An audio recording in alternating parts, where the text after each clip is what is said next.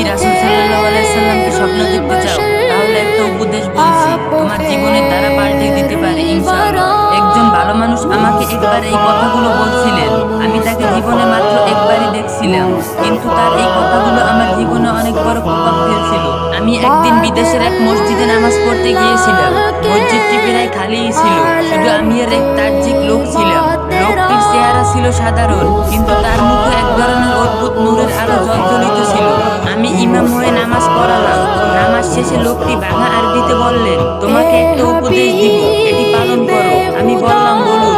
তিনি বললেন, তুমি প্রতিদিন 1000 বার নবীজির প্রতি দুরূদ পাঠ করো। এটি 5 ওয়াক্ত নামাজে ভাগ করে নিতে পারো। তুমি অবাক হবে যে কিভাবে তোমার জীবনে পরিবর্তন আসবে। তিনি আরো বললেন, দেখো, তখন আর কোনো চিন্তা তোমাকে দমন করতে পারবে না, কোনো জন তোমাকে কষ্ট দেবে না, আর প্রতিটি কষ্ট থেকে মুক্ত পাবে। নবীজি সাল্লাল্লাহু আলাইহি সাল্লাম